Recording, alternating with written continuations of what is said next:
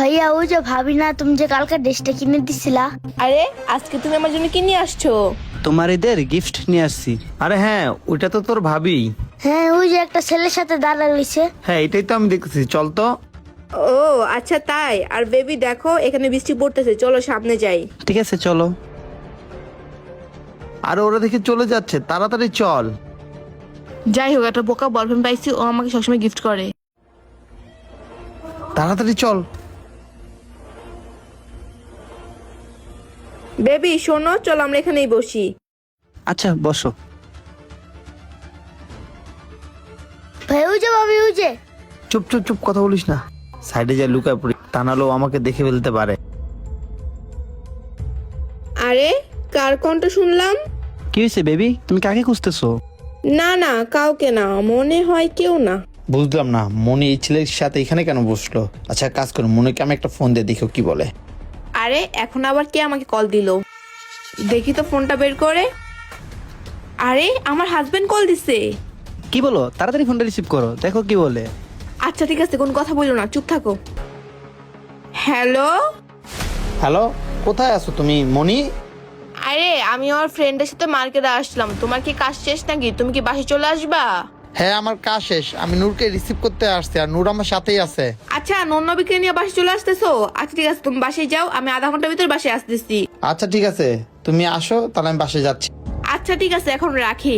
মনি আমার সাথে এত বড় একটা মিথ্যা কথা বললো। বেবি আমাদের হাতে মাত্র শুধু আধা ঘন্টা সময় আছে। আরে কোনো ব্যাপার না, আধা ঘন্টা আমাদের কাছে অনেক কিছু। চল, এবার মনির খবর আছে। আরে বেবি তুমি ওইটার ভিতর যে গিফটটা নিয়ে আসছো, ওটা মনে হয় অনেক দামি, তাই না? আরে নয়ন।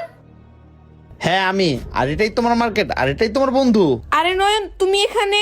হ্যাঁ আমি এখানে। আর এই ছেলে তোমার কি বয়ফ্রেন্ড তাই না? কতদিন ধরে তুমি ওর সাথে রিলেশন করতেছো? ও তো তোমার বন্ধু না, সত্যটা আমাকে খুলে বলবো এখনই। আরে ওর হাজবেন্ড এখানে কেন আসলো? 3 মাস ধরে। কি 3 মাস? এই 3 মাসের সম্পর্কের জন্য তুমি আমাদের 2 বছরের সম্পর্ক নষ্ট করে দিলে মনি। নয়ন সত্যি কথা বলতে আমি কখনো ভাবি নাই আমি মেহেদির প্রেমে এতটা পড়ে যাব, আর ওকে যে কখনো আমি এতটা ভালোবেসে ফেলছি আমি নিজেও বুঝতে পারিনি। কি বললা? তুমি ওর প্রেমে পড়ে গেছো, ওকে তুমি ভালোবেসে ফেলছো? তুমি একবার আমার কথা ভাবো নাই? আমার ফ্যামিলির কথা ভাবো নাই? তোমার ফ্যামিলির কথা তুমি একবার ভাবো নাই মনি? নয়ন প্লিজ তুমি আমাকে ভুলে যাও, আমি মেহেদির সাথে সুখে যেতে পারবো, আমি তোমার সাথে সংসার করতে চাই না, আমি মেহেদিকে অনেক ভালোবাসি, তাই বলছি তুমি আমাকে ভুলে গেলে আমাদের জন্য ভালো হতো। মনি তুমি চুপ থাকো, তুমি আমাকে ভুলে যাও, আমি এখনো সেটেল হই নাই, আমি নিজেই চলতে পারি না, আমি এখন তোমাকে বিয়ে করে আমার লাইফ শেষ করতে চাই না। আরে মেহেদি তুমি এসব কি বলতেছো? তুমি না বলছিলা তুমি আমাকে বিয়ে করবা, আর এখন বলতেছো তোমার সাথে থাকবা না মানে?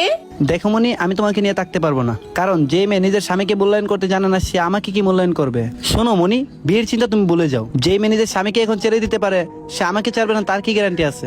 বুঝতে পারছো মনি? তোমাদের মতো মেয়েরা বিছানায় মানায়, কারো সংসারে না। সত্যি বলছি না আমি? এই তুই কি বললি এসব? হাত ছাড়ো।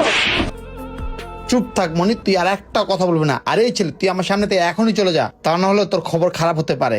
এই চুপ করুন তো, আপনি নিজের বউকে সামলাতে পারছেন না, আপনি আবার আমাকে টেট দিচ্ছেন। ভাই আপনার না কথা বলেন, আপনি আনতে চলে যান তো। থাকেন বউকে নিয়ে। মনি তুমি থাকো। হ্যাঁ দেখছো মনি, তোমার এই 3 মাসের প্রেমিক তোমাকে নিয়ে এসব কি চিন্তা ভাবনা করে? সে তোমাকে নিয়ে বিছানায় থাকার চিন্তা করে, সারা জীবন থাকার জন্য না। বুঝতে পারছো মনি? এর নামই হলো পরকিয়া। আর শোনো, স্বামীকে রেখে যে মহিলা পরকিয়া করে না, তার এই জামানায় কোনো দাম থাকে না, তাদেরকে মানুষ খারাপ মেয়ে বলে। ঠিক আছে, তুমি তো একটা নষ্ট মেয়ে হয়ে গেলা মনি, কারণ তুমি স্বামী রেখে পরপুরুষের সাথে পরকিয়া করতেছো, তাও আবার পার্কে এসেছি। প্লিজ তুমি আমাকে মাফ করে দাও নয়ন, আমি ওর প্রেমের জালে পড়ে আমি আমার স্বামীকে ধোকা দিছি। প্লিজ নয়ন তুমি আমাকে মাফ করে দাও, আই এম সরি। তুমি যে অন্যায়টা করছো না, এটার কখনো মাপ হয় না। চল ভাই চলে যাই। কিন্তু ভাইয়া ভাবি। তোর ভাবি মারা গেছে মনে করবি, আয়। নয়ন আমাকে রেখে যেও না। বন্ধুরা, আমাদের এই সমাজে পরকীয়া সম্পর্কটা অ্যাভেলেবেল বেড়ে গেছে, তাই বলছি পরকীয়া থেকে দূরে থাকুন এবং কি নিজেদের স্বামী স্ত্রীর সম্পর্কটা টিকিয়ে রাখুন। আমাদের এই ভিডিওটা যারা যারা দেখছেন অবশ্যই লাইক শেয়ার কমেন্টস করে যাবেন। নতুন কেউ থাকলে অবশ্যই ফলো করতে ভুলবেন না। ধন্যবাদ সবাইকে ভিডিও দেখার জন্য।